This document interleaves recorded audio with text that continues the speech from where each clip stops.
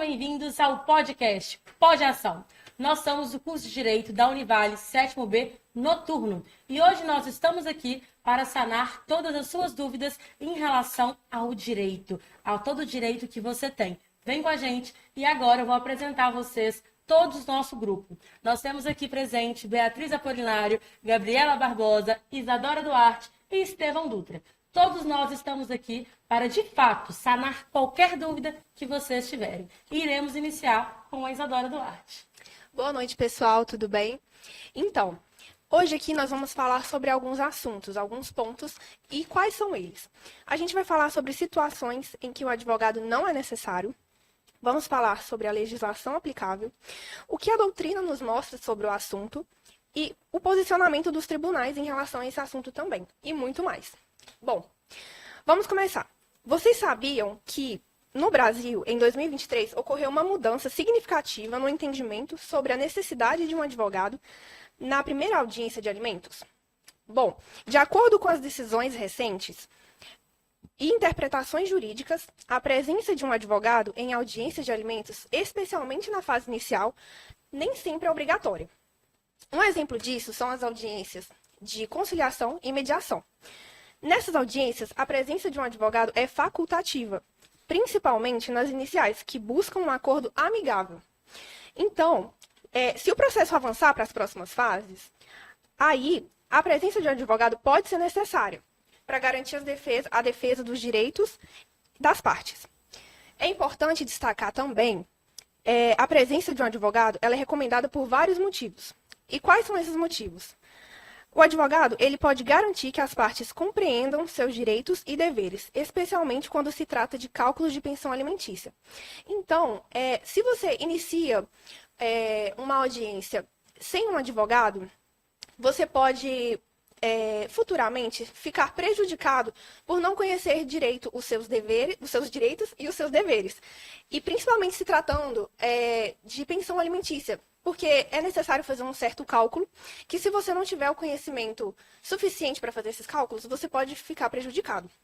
Outro ponto também é que o advogado pode ajudar a evitar acordos prejudiciais ou desvantajosos.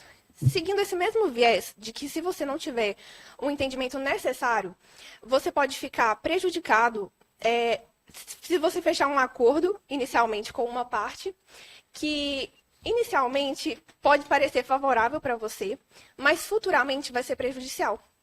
E se você tivesse com um advogado ao seu lado, te orientando, pela experiência dele, ele conseguiria te informar que esse acordo que inicialmente parece favorável para você, lá no futuro vai te trazer algum malefício. E também, mesmo em audiências iniciais, o advogado pode ajudar a garantir que todos os procedimentos legais sejam seguidos adequadamente. Se você não tem o conhecimento da lei, provavelmente você não consegue saber quais são os procedimentos adequados que você deve seguir. E agora eu passo a palavra para o meu amigo Estevão. Boa noite. Só fazendo um adendo que a Isadora também falou, é bom a gente trazer aqui para o pessoal que existe algumas normas e dispositivos que são relevantes para entender esse contexto dessa questão que está presente na Lei de Alimentos, que é a Lei 5.478 de 68, e no Código de Processo Civil, que é o novo Código de Processo Civil de 2015. O artigo 5º fala que estabelece que a audiência de conciliação e julgamento, em caso de alimentos, devem ser marcadas com a maior rapidez possível. Já o artigo 9º, ele permite que o juiz adote algumas medidas urgentes para garantir o sustento da parte alimentada, reforçando a informalidade e a urgência nesses casos. O Código de Processo Civil já traz em seu artigo 334, inciso 9, permite a ausência de advogados em audiências de conciliação, desde que haja acordo entre as partes aplicável por analogia aos casos de alimentos. O artigo 186 reforça o princípio do acesso à justiça, eles sem formalidades excessivas, justificando a dispensa de advogados em fases iniciais do processo de alimentos. Agora eu vou passar a palavra para a nossa amiga Beatriz. Bom, como o Estevão falou, né, também tem muitos autores que reconhecem que a simplicidade ela deve ser priorizada nessas fases iniciais dos processos de alimentos, de modo a permitir, né, que as partes elas solucionem as controvérsias mais rapidamente. Três exemplos, né, de autores seriam Fred Dier, Leonardo Carneiro, a Maria Berenice.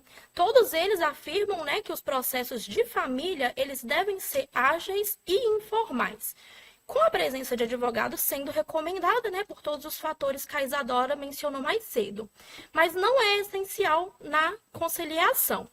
A Maria Berenice, ela defende a autocomposição, incentivando, né, que acordos diretos entre as partes, sem a necessidade de longos processos técnicos, especialmente também nas audiências iniciais. E é válido também falar, né, sobre algumas características e quem poderia, né, ajuizar essa ação de alimentos. A ação de alimentos ela pode ser ajuizada pelo interessado, seu representante legal ou até mesmo pelo Ministério Público em favor de menores de 18 anos. E quando necessária, claro. Segundo Silvio de Salvo, o autor ele pode dirigir, né, ao juízo pessoalmente ou por seu advogado, provando apenas o parentesco e a obrigação de alimentar do réu. E se o autor não indicar nenhum advogado, dependendo da situação, né, se a situação se complicar, o juiz fará a designação.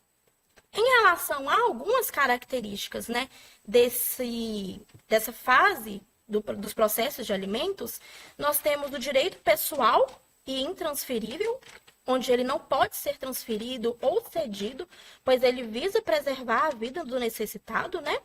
A incompensabilidade, que é quando não pode haver a compensação de alimentos, conforme o artigo 377, inciso 2º do Código Civil, pois o seu objetivo é justamente suprir as necessidades do alimentado. Também tem a viabilidade, que a prestação de alimentos ela pode variar conforme, né, a situação econômica do necessitado e do alimentante.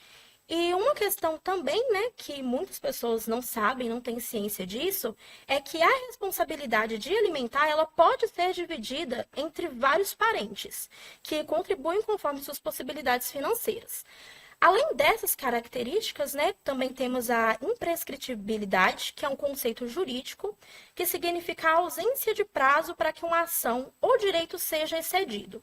Isso quer dizer que, mesmo com o passar do tempo, o direito ou a possibilidade de ação ela não extingue. Em geral, o ordenamento jurídico estabelece prazos prescricionais para o exercício de direito, após os quais não se pode mais pleiteá-los judicialmente. No entanto, em alguns casos, como os de crime graves, como o de racismo ou crimes contra a humanidade, o direito de punir ou o direito de ação ele é imprescritível. No Brasil, né, a imprescritibilidade está prevista em casos específicos, né, como nos crimes de racismo, onde fala, né, na Constituição Federal, e na ação de ressarcimento por dano erário, resultantes de atos de improbidade administrativa. E o bacana, né, que é sempre bom a gente rever o que é necessário, o que é prescritível ou não. E a gente traz isso no Pode Ação para mostrar a cada um de vocês, de fato, quais são os seus direitos. Agora, com o Estevão, a gente gostaria de te perguntar qual o fundamento vem, né, para se discutir quando se trata de alimentos. Que fundamento seria esse, Estevão?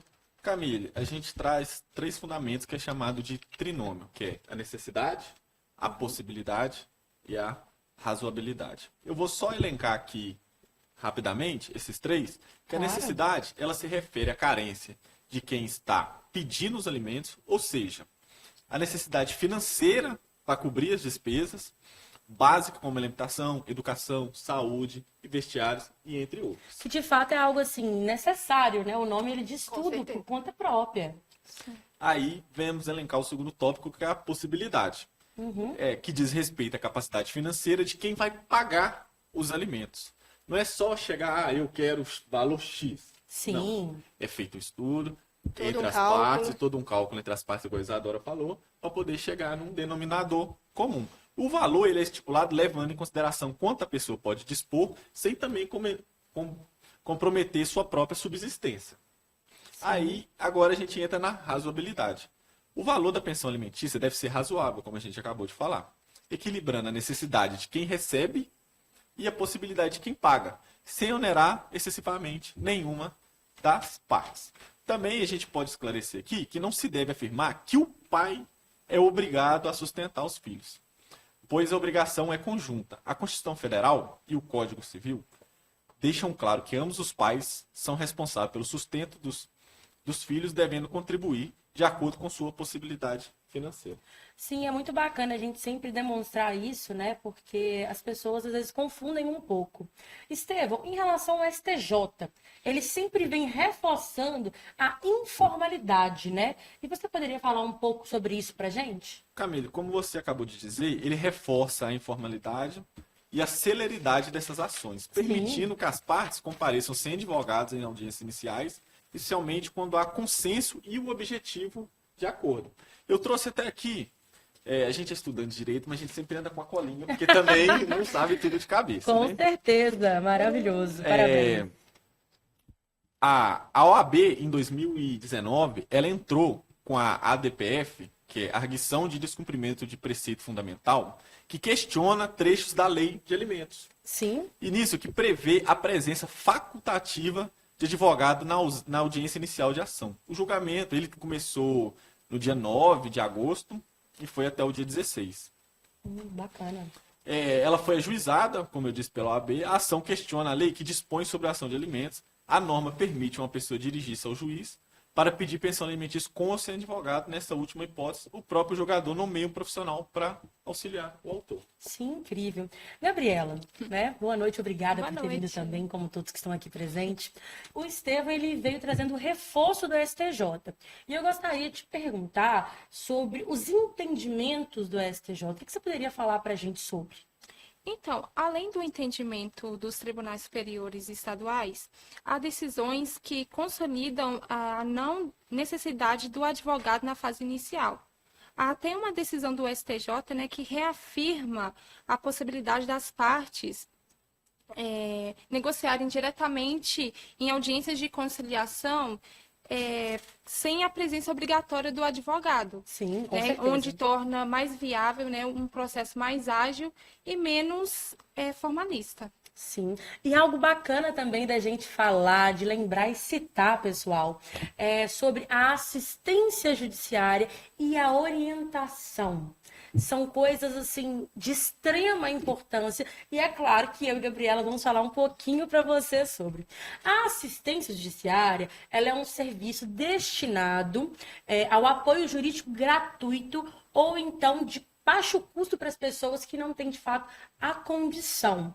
Vou dar um exemplo para vocês que tem dentro de Valadares, que é o EAJ, que é o Escritório de Assistência Judiciária.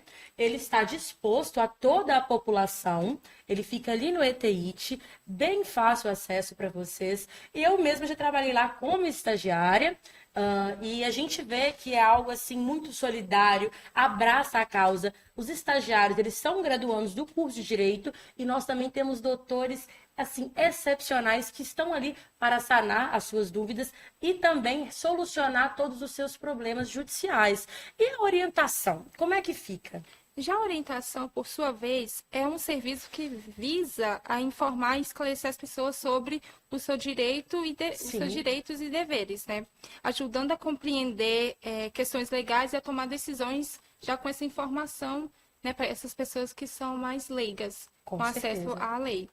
Sim. Esse serviço, pode falar? Ô Camille, só fazendo um adendo na Gabriela, porque a Constituição ela prevê, né, Sim. que o advogado ele é indispensável e até argumentando que a defesa técnica é essencial para o contraditório e a ampla defesa. Sim, com Sim, certeza. com certeza. E é bem bacana isso, né? Porque as pessoas confundem a assistência judiciária com a orientação judicial.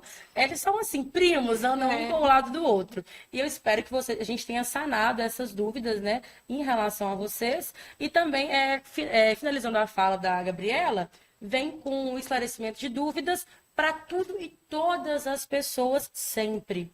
Agora, a Bia, ela vai falar para vocês um pouquinho do que passou nesse podcast, que é algo incrível, e ela é excepcional para isso. Bom, gente, então, para recapitular, hoje falamos, né, sobre a dispensa do advogado na primeira audiência de alimentos, que visa desengessar, né, e acelerar o processo, focando em acordos amigáveis. No entanto, é crucial que ambas as partes estejam bem informadas sobre seus direitos e os seus deveres, como a Isadora nos mostrou, né? E a presença de um advogado, embora ela não seja obrigatória, ela é recomendada para evitar acordos desproporcionais, como foi falado aqui. A simplicidade ela é importante, mas a proteção do direito das partes, ela deve ser sempre uma prioridade.